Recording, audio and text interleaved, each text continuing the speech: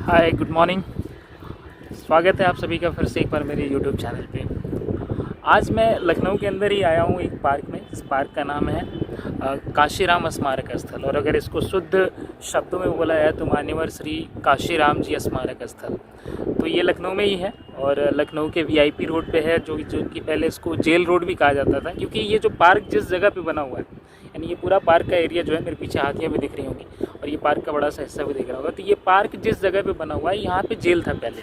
तो इस एरिया को बोला जाता है पुरानी जेल रोड या जेल रोड बोला जाता है, या नए टाइम में इसको वीआईपी रोड के नाम से भी जाना जाता है। तो वीआईपी रोड से लगा हुआ है और ये एक तरह से कह लो कि ये जो दिल्ली से पटना को जाने वाला जो हाईवे, जो मेन रोड है, उस रोड के किनारे ही है। तो इस पार्क में आज हम आए हैं। आज संडे है, आज हालांकि भीड़ यहाँ पे नहीं है। रीज़न ये है कि आज ठंडी बहुत ज़्यादा है, सूरज भी नहीं है, हवा भी चल रही है और ठंडी तो है ही। तो मैं आज इस पार्क में आया हूँ देखने के लिए कि आखिर मैं काफ़ी टाइम से लखनऊ में रह रहा हूँ, लेकिन इस पार्क में कभी नहीं आया था। तो आज मैंने कहा कि इसको विज़िट करते, अपने ब्लॉग में शामिल करते, तो मैं यहाँ चला आया था। तो चलिए इस पार्क को देखते हैं, क्या क्या खासियत है इस पार्क में और क्या क्या इसमें देखने लायक चीज़ें हैं। कि अगर आप लखनऊ में रह रहे हैं या कहीं और बाहर से हैं तो आप यहाँ आते तो आपको इस पार्क में आना चाहिए कि नहीं आना चाहिए। तो डिटेल में देखते हैं। तो ये सामने जो बिल्डिंग दिख रही है, इस बिल्डिंग के अंदर उनका स्मारक स्थल है, उनकी प्रतिमा है, और उनकी प्रतिमा के साथ साथ मायावती जी की भी प्रतिमा है, जिनके द्वारा इस पार्क को बनवाया गया था। तो अभी हम चलेंगे उस स्मारक स्थल के अंदर, तो और डिटेल में दिखाएंगे। तब तक अभी इधर बाहर से आप देख लीजिए, बाहर मेरे पीछे हाथियाँ हैं और इस साइड भी हाथियाँ हैं, ये पीछे इस साइड भी हाथियाँ हैं, चारों तरफ हाथियाँ हैं। बाकी इधर ये एक फाउंटेन बना हुआ है, फव्वारा बना हुआ है, इस फव्वारे के पास हम खड़े हैं, और पीछे भी उधर एक फव्वारा बना हुआ है, और इस साइड में भी इधर भी हाथियाँ हैं, और इस बिल्डिंग के दूसरे साइड भी, उस साइड भी, राइट हैंड में भी हाथियाँ हैं, बहुत सारी हाथियाँ। तो ये जो पार्क बेसिकली है, इस पार्क का जो निर्माण हुआ था, जो इस पार्क का लोकार्पण हुआ था, वो 25 जून 2009 को हुआ था। मतलब कि आज से करीब 13 साल पहले हुआ था इस पार्क का लोकार्पण। यानी जब उनकी सरकार थी, मायावती जी की सरकार, यानी 2007 से लेके 2012 तक मायावती जी की सरकार रही थी बहुजन समाज पार्टी की। उस बीच में इस लखनऊ के अंदर बहुत सारे पार्कों का निर्माण किया गया, और सबसे ख़ास बात यह है कि ये जो सारे पार्क थे, ये सारे के सारे जो पार्क थे, एक्चुअली ये फव्वारा स्टार्ट हो गया, फव्वारा स्टार्ट हो गया। मैं हेलमेट वहाँ रखा हूँ, हटा लूँ, नहीं भीग जाएगा।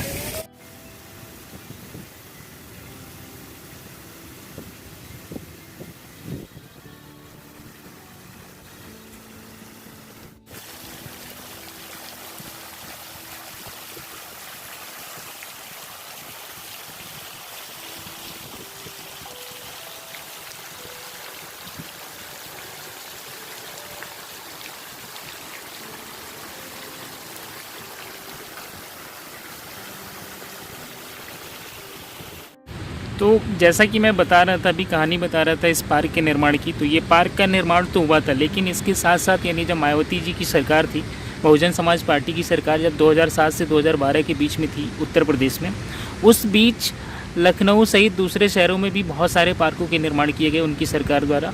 और इन सभी पार्कों में जो सबसे खास बात थी, वो ये सबसे खास बात ये थी कि सारे के सारे पार्कों का निर्माण पत्थरों के द्वारा ही किया गया था। यानी इनमें अधिकतर मात्रा में पत्थरों का प्रयोग किया गया है। और ग्रीनरी की अगर बात करें, या अगर किसी हरे चीज़ की बात करें, पेड़ पौधों की बात करें, तो वो लेस मात्रा है, बहुत ज़्यादा मात्रा में यूज़ नहीं किया गया। महज 3 या 4% ज़्यादा से ज़्यादा यूज़ किया होगा, इससे ज़्यादा यूज़ नहीं किया गया है। और जो दूसरी कॉमन चीज़ है, जो जिसकी वजह से लेके बहुत विवाद भी हुआ था, और शायद मायावती जी की जो सरकार थी अगली बार 2012 में इस वजह से भी हार गई थी, कि इन सभी पार्कों में जो दूसरे महापुरुष थे, उन महापुरुषों के अलावा मायावती जी की भी मूर्तियां बहुत ज़्यादा मात्रा में थी। या अगर दूसरे शब्दों में कहें तो मायावती जी की मूर्तियां दूसरे महापुरुषों के अपेक्षा ज़्यादा मात्रा में थी। किसी भी पार्क में जाइए, मायावती जी की मूर्तियों की संख्या बहुत ज़्यादा है, जिस वजह से एक बड़ा विवाद उठा हुआ था, और लोगों को लगा कि अगर इनकी सरकार दोबारा बनती है तो ये इसी तरह से मूर्तियाँ और बनवाती रहेंगी। इस वजह से इनकी सरकार चली गई थी और बाद में सपा की सरकार आई थी। तो चलिए, वो एक राजनीतिक मुद्दा था, उसको अगर हम अभी दूर करें तो इस पार्क का जो व्यू है वो काफ़ी खूबसूरत है और देखने योग्य है। और कहा जाए तो इन पार्कों का जो सबसे सकारात्मक रूप है वो यही है कि इनमें बजट तो बहुत लगा है, लेकिन इसके पहले लखनऊ के अंदर देखने के लिए बहुत सारी चीज़ें नहीं थी। अगर ऐतिहासिक रूप से देखा जाए तो इमामबाड़ा था, इमामबाड़ा के अलावा और 2-3 चीज़ें थी जो देखने योग्य थी, और बाकी चीज़ें नहीं थी देखने योग्य। इन पार्कों के निर्माण से देखने योग्य हो गई हैं और बाहर के भी लोग आते हैं, जो पर्यटक आते हैं इन पार्कों में जाते हैं, और जो यहाँ के लोकल भी हैं वो अपने संडे की छुट्टी, किसी फेस्टिवल की छुट्टी जाके इन पार्कों में बिताते हैं, जो काफ़ी अच्छा चीज़ है। और इन्हीं को एंजॉय ही करना पड़ेगा, दूसरा चीज़ कोई कर नहीं सकता। अब इसको परिवर्तन इसमें किया नहीं जा सकता एंजॉय करने के अलावा। तो इन सकारात्मक पहलू का मज़ा लीजिए। अगर आप यहाँ लखनऊ में हैं या आप कहीं बाहर से हैं, कभी लखनऊ में आते हैं, तो इन पार्कों में आके एक बार ज़रूर विज़िट करिए, घूमिए, देखिए, काफ़ी अच्छा लगता है देखने में। तो मैं तो एंजॉय कर रहा हूँ, अच्छा लग रहा है मुझे।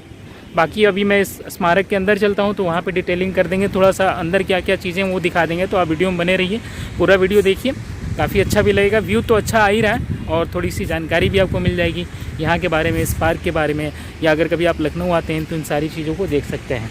ये इस पार्क का एंट्रेंस है और यहाँ से लोग अंदर आते हैं सीधे, और दोनों साइड में 6-6 हाथी, यानी कि 12 हाथियों की प्रतिमा बनाई गई है, जो काफ़ी खूबसूरत है, बहुत ही अच्छा है। और उसके साथ ये सामने, सबसे सामने यहाँ पे ये जो इनका काशीराम जी का स्मारक स्थल है, अंदर इनकी प्रतिमा लगी हुई है। और उस साइड वहाँ भी देखिए हाथियाँ हैं, और इधर इसके दूसरे साइड इधर भी हाथियाँ हैं। मतलब कि 3 साइड से हाथियाँ, 2 साइड इधर हो गई अगल बगल में इनके स्मारक स्थल को, और ये सामने ये 3 साइड हाथियाँ हैं, जो कि काफ़ी खूबसूरत, जिनकी वजह से दिख बिल्डिंग।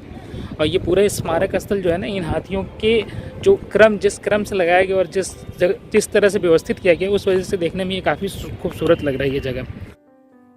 तो अभी हम आ गए हैं इस स्मारक स्थल के भीतरी भाग में। सामने देखिए एक बड़ा सा लाइट रखा हुआ है, जो कि हम काफ़ी खूबसूरत लग रहा है। और ये सामने यहाँ पे मायावती जी और काशीराम जी की बड़ी सी मूर्ति है। दोनों लोग की मूर्ति बहुत बड़ी बड़ी है, और आई थिंक ये तांबे की मूर्ति होगी। और इसके ऊपर एक बड़ा सा गोल गुंबद बना हुआ है, और ये एक हॉल है, और इस हॉल के दोनों साइड 2 कमरे हैं, और उन दोनों कमरों में अलग अलग तरह की चीज़ों को दर्शाया गया है। यहाँ पे देखिए तो कुछ गार्ड्स वगैरह जो बैठे हैं, जो यहाँ पे ड्यूटी में हैं, जो इस जगह की देखभाल के लिए रखे गए हैं। और सामने यहाँ एक बोर्ड लगा हुआ है, यानी ये 3 बोर्ड लगे हैं, जिसमें उन समय के मंत्रियों के और मुख्यमंत्री का नाम है, जिन लोगों ने इसका लोकार्पण किया था, जिनके समय में इसका पूरा स्ट्रक्चर बना था। सामने आए तो यहाँ पे काशीराम जी का एक मूर्ति है। मूर्ति कह लीजिए कि इस मूर्ति को दीवार पे उकेरा गया है, और सामने 7 ऐसे महापुरुषों की मूर्तियाँ हैं, जैसा कि मायावती जी के अनुसार है कि ये दलित समाज के उत्थान के लिए 7 महापुरुष थे। जैसे सामने लिखा हुआ है बहुजन समाज के 7 महापुरुष, और इन 7 महापुरुषों में उन्होंने खुद को भी दर्शाया है और काशीराम जी को भी दर्शाया है। एक तरह से कह सकते हैं कि वह स्वघोषित महापुरुष बनी हुई है मायावती जी। उन्होंने खुद घोषणा किया है कि मैं महापुरुष हूँ। और सामने यहाँ पे अगर देखा जाए तो यहाँ पे ये दर्शाया गया है कि काशीराम जी अपने शुरुआती दिनों में कैसे साइकिल से चल चल के गाँवों में जा के लोगों को इकट्ठा कर रहे थे, अपने पार्टी में जोड़ रहे थे। और ये एक जो सामने ये तस्वीर जो बनी हुई है, इसमें ये दिखाया गया है कि कैसे जो काशीराम जी थे उन लोगों को अपने तरह तरह के जो रैली थी, सम्मेलन थी, उनके माध्यम से जोड़ा था, और मायावती जी भी उनके साथ जुड़ी थी। अब हम इसके बाद चलेंगे अगले कमरे में, और यहाँ पे काशीराम जी के दिनों के बारे में, काशीराम जी के लाइफ के अलग अलग स्पैन के बारे में दिखाया गया। यहाँ पे दिखाया गया है जब काशीराम जी बीमार थे तब के बारे में दिखाया गया है। जब वो हॉस्पिटल में भर्ती थे तो उनका 70वां जन्मदिन मनाया जा रहा था, मायावती जी मना रही थी। यहाँ पे ये एक तस्वीर बनी हुई है। इस तस्वीर में ये दिखाया गया है कि जब मायावती जी मुख्यमंत्री बनी थी उत्तर प्रदेश की, तब उन्होंने गुलदस्ता भेंट किया था काशीराम जी ने इनको। ऊपर देखिए ये काफ़ी शानदार तरीके से ये ऊपर नक्काशी किया गया है। नक्काशी नहीं, ये एक डिज़ाइन है जो कि आई थिंक तांबे वगैरह से ही बना है। और यहाँ पे काशीराम जी के अंतिम, यानी जब उनकी अंत्येष्टि हो रही है, अंतिम संस्कार हो रहा है, तब का है। अब यहाँ से हम चलेंगे बाहर। सामने ये दिख रहा है, ये हॉल में इन दोनों लोगों की मूर्ति दिख रही है। और फिर यहाँ से हम अब फिर से एक बार चलेंगे, वापस बाहर चलेंगे। यहाँ से लेफ़्ट साइड से रास्ता है। बाकी ये एरिया बहुत बड़ा है, बीच में हॉल है और दोनों साइड 2 कमरे हैं, जहाँ पे अलग अलग, यानी एक काशीराम जी के शुरुआती दिनों को दिखाया गया, और एक उनके काशीराम जी के आखिरी जीवन के बारे में दिखाया गया इन दोनों कमरों में। बाकी बीच में इन दोनों लोग की मूर्ति है। बाकायदा इस मूर्ति के बगल में एक कोट लिखा हुआ है, जिसमें कोट क्या एक घोषणा है, जिसमें ये मायावती जी कह रही हैं कि काशीराम जी की इच्छा थी कि मैं उनकी मूर्ति के बगल में मेरी भी मूर्ति बने। तो चलिए अब चलते हैं बाहर। ये इस पार्क का दूसरा हिस्सा है, जहाँ पे एक गोल राउंड में थोड़ी सी ग्रीनरी लगाई गई हैं, तरह तरह के पौधे लगाए गए हैं, थोड़ा सा ग्रीन है, अच्छा लग रहा है। और ये वो दूसरा हिस्सा उस मतलब वो पहला हिस्सा है जो पीछे दिख रहा है, ये जो स्मारक स्थल दिख रहा है, और ये दूसरा हिस्सा है। तो इस दूसरे हिस्से में हल्का हल्का ग्रीनरी है, दिखा देते हैं इधर से।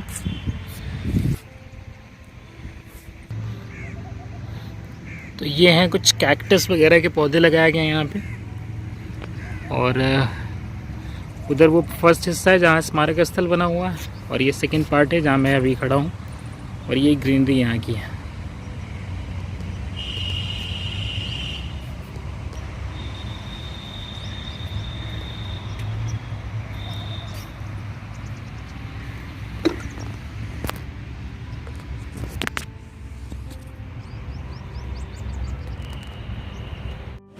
तो ये स्मारक स्थल काशीराम जी का है। तो काशीराम जी के बारे में थोड़ी सी जानकारी दे देनी बहुत ज़रूरी चीज़ है। अगर आपको पहले से उनके बारे में पता है तो मच बेटर, अगर नहीं पता है तो मैं थोड़ी सी जानकारी दे देता हूँ। जो काशीराम जी थे, इनका जन्म 15 मार्च 1934 को पंजाब के रोपड़ ज़िले में हुआ था, और 15 अप्रैल 1984 को उन्होंने बहुजन समाज पार्टी की स्थापना की थी। यह पार्टी बेसिकली दलितों के उत्थान के लिए थी। दलित, जिसको दूसरे और देसी लैंग्वेज में चमार बोला जाता है, जो जनरली लोग बोलते हैं, जनरली उसको एक लेखनी की भाषा में दलित बोला जाता है। तो दलित वर्ग के उत्थान के लिए इन्होंने इस पार्टी की स्थापना की थी, चूँकि वो भी एक दलित वर्ग के ही थे, दलित परिवार से ही उनका संबंध था। और बाद में इस पार्टी में मायावती जी शामिल हुई थी, और मायावती जी जब ये काशीराम जी जब पार्टी में थे और पार्टी के अध्यक्ष थे, उसके बाद मायावती इस पार्टी की अध्यक्ष बनी है। तब से अभी कोई तीसरा व्यक्ति नहीं बना, यानी पहले काशीराम जी थे, बाद में मायावती जी थी। और मायावती जी ने इस स्मारक स्थल के अंदर बाकायदा लिखा भी है कि हाँ, काशीराम जी की इच्छा थी कि मैं ही पार्टी की हेड बनूं, मुखिया बनूं, उनके बाद कोई और दूसरा नहीं बने। तो उस हिसाब से मायावती जी अभी इसकी मुखिया हैं, और काशीराम जी पहले थे, उन्होंने फाउंड किया था इस पार्टी को, और 2003 तक उसके अध्यक्ष थे। 2006 में 9 अक्टूबर 2006 को उनकी मृत्यु हो गई थी, आई थिंक 70 साल की एज में।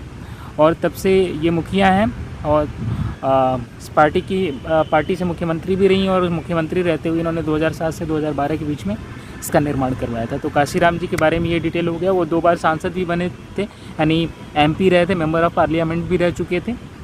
और सारी चीज़ों के साथ साथ एक चीज़ ये भी है कि यूपी के अंदर और ख़ास तौर से लखनऊ में अगर आप किसी पार्टी के लीडर हैं तो आपके ऊपर बहुत ईजिली एक बड़े से हिस्से में पार्क का निर्माण कर दिया जाता है। जैसा कि यहाँ आप देख रहे हैं, 2 बार MP रहे हैं, दलितों के लिए इन्होंने काम किया, इनके नाम पे ये इतना बड़ा सा पार्क है और इतना सारा इन्वेस्टमेंट हुआ है।